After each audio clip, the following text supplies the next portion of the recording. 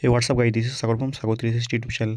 Guys, আজকে আমি তোমাদের দেখাবো যাদের ভোটার লিস্টে আন্ডার অ্যাডজুডিকেশন ছিল তাদের নতুন যে সাপ্লিমেন্টারি লিস্ট বেরিয়েছে সেখানে কীভাবে তারা তাদের নাম চেক করবে। সেই জন্য সবথেকে প্রথম মোবাইল ফোনে যে কোনো একটা ব্রাউজার ওপেন করে নেবে, তারপর সিম্পল খুলে ইসিআই লিখে সার্চ করবে। সিম্পল সবথেকে প্রথম যে ওয়েবসাইটটা পাবে voters.eci.gov.in, সিম্পল এটাকে ওপেন করবে।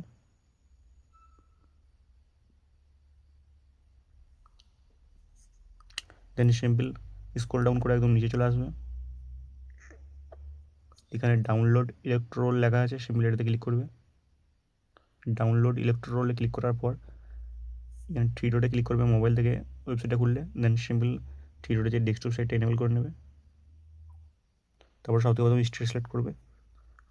আমাদের ক্ষেত্রে এটা ওয়েস্ট বেঙ্গল হবে, একদম নিচে ওয়েস্ট বেঙ্গল পেয়ে যাবে।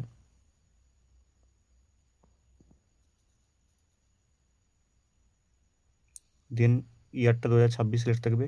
আর রোল টাইপে এখানে অ্যাডজুডিকেশন সাপ্লিমেন্টারি লিস্ট 1 পাবে, তারপরে অ্যাডজুডিকেশন ডিলেটেড লিস্ট 1। আর সবথেকে প্রথম যদি দেখতে চাও কার কার নাম সাপ্লিমেন্টারি লিস্টে অ্যাড হয়েছে, তো সবথেকে প্রথমটা সিলেক্ট করবে। আর কার কার নাম ডিলিট হয়েছে লিস্টে দেখার জন্য, তো 2 নম্বরটা ক্লিক করবে। তো আমি কী করে অ্যাড হয়েছে দেখার জন্য প্রথমটা ক্লিক করলাম। দেন সিম্পল যে ডিস্ট্রিক্টে ডাউনলোড করে দিয়েছো সেই ডিস্ট্রিক্টটা সিলেক্ট করবে। আমি তোমাদেরকে দেখানোর জন্য একটা এক্সাম্পল এখানে কলকাতা নম্বর সিলেক্ট করলাম, তোমরা তোমাদের ডিস্ট্রিক্ট সিলেক্ট করবে। তাহলে অ্যাসেম্বলি কনস্টিটিউয়েন্সি বিধানসভা ক্ষেত্রের নাম সিলেক্ট করবে তোমাদের।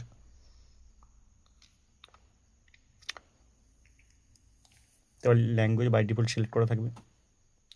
দেন সিম্পল এখানে যে ক্যাপচাটা আছে সেটা ফিল আপ করবে সেম টু সেম। তারপরে তোমাদের এখানে ক্যাপচাটা ফিল আপ করার পর এখানে part number and part name আছে, সিম্পল এখানে সার্চ করতে পারো তোমাদের পার্ট নম্বর বা পার্ট নেম। দেন সিম্পল সার্চ করার পর সেটা সিলেক্ট করবে। তোমরা যেখানে ভোট দাও সেই বুথের নাম সিলেক্ট করে যাওয়ার পর এখানে ডাউনলোড সিলেক্টেড পিডিএফে ক্লিক করবে।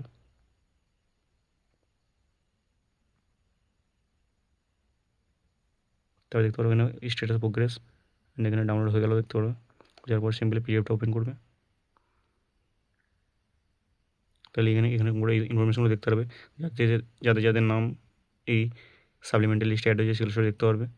অ্যান্ড একইভাবে কাদের কাদের নাম ডিলিট হয়েছে সেগুলো কিন্তু সিলেক্ট করে ডিলিটেড লিস্টে ক্লিক করে সেই ডিলিটেড লিস্টটা ডাউনলোড করে দেখতে পারবে।